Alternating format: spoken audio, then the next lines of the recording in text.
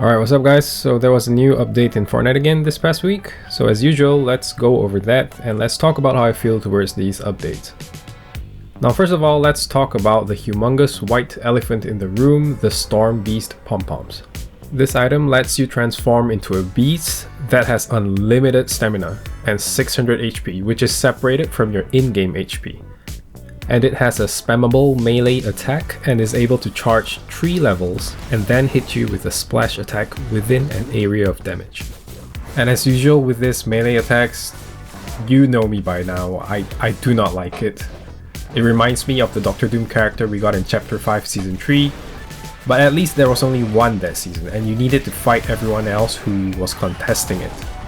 This beast item has 600 HP compared to Dr. Doom's 1000 HP, but there are numerous of these around the map. Now this is not to say that these beasts are invincible. They do have their flaws and are very much defeatable. So let's talk about their flaws. First of all, they do not have range attacks at all. So the number one thing you want to do when you see these things charging at you is you want to keep a distance. Now I preach this time and time again, but this means you need to have at least 2 types of mobility in your weapon loadout. For me, I run the base boost gauntlets and either shockwaves, the Mythic grappler, or the Myst form item that was added in this latest update. If you always run a 1 mobility loadout, this is the time you actually need to consider switching to a 2 mobility loadout. Now aside from the melee attack, the beast also has a splash attack, and all you have to do to evade this is to get airborne when the beast is about to strike from the air. Any of the 3 mobility items I mentioned just now will get you in the air, and this attack will not hit you at all if you use any of them.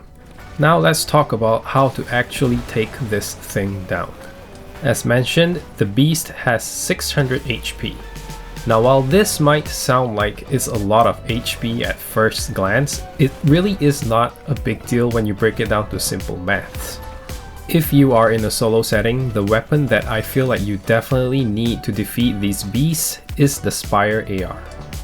The reason for this is this AR has an ammo slot of 50, and this lets you spray down the beast without having to reload if you hit every shot. The Spire AR hits for a minimum of 33 damage per bullet, so it really takes you just 20 shots for it to take down a whole beast. This is not even half of the ammo clip, so if you hit every shot, you will still have 30 shots to take down the human version of the person who was using the beast. I have done a few tests and I've found that if you shoot a person out of their beast form, they no longer have overshield for the rest of the game. They also take elevated storm damage. In this video, the storm was only a 1 tick, but I was taking 3 damage per second as you can see. So a wrap up on all the above, to overcome a person who is using the Storm Beast Pompoms, make sure to carry 2 mobility items and a Spire AR. Keep your distance and spray them down with the Spire AR, and if you catch them near the edge of the storm, shockwave or use the base boost attack to send them into the storm. 2 other items were also added in this update. The base boost gauntlets now have a mythic rarity, and these will drop out of A or S tier hero caches. And as mentioned earlier in the video, there is now a new mobility item called the Myst form that lets you fly around as a bat for like 4 seconds, and you will not receive any damage during that time period, nor will you get fall damage after flying. However, this has a 20-second cooldown, so do note that you are not able to spam this back to back.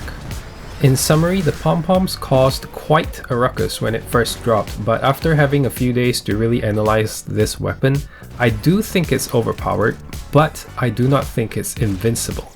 You really just have to know how to combat this and prioritize getting your loadout right for a situation where you could encounter one. Now for the second part of the video, I played a solo versus squads in a community custom match yesterday, and I'm going to just let this gameplay play out. So I'm in a community called Fortnite Over 40. They started out as a subreddit, but lately they started a Discord. If you are over 30 years old, I highly recommend you join this community. We are a positive group of adults and we have weekly league games and community games where you can just game and get to know like-minded people as yourself. I'll leave the subreddit and Discord links in the description of this video. In this Community Squads game, I had to game plan a little bit differently than how I play my pubs games. Number one, I had higher ping compared to my usual games because I usually play on Asian servers and this community game was hosted on NA Central servers. Number two, I had 0 gold because it was a custom match, so getting the Mythic grappler was completely out of the picture. Number 3, the bosses and spires around the maps have more health because it's a squads match compared to what I usually deal with in my solos match. And finally, number 4, since this is a community game, I know every team in the lobby has perfect communications, unlike pubs where fill squads are usually mute and not communicating with each other. So I needed to make sure I stay extra careful, and I needed to be really strict with my trigger discipline, because one unnecessary shot will give a whole team wall hacks on me, because people in endgames usually have the heightened senses boom. So due to this, you will see me throughout the game just aiming in sometimes and not firing, because I do not want my position to be given away.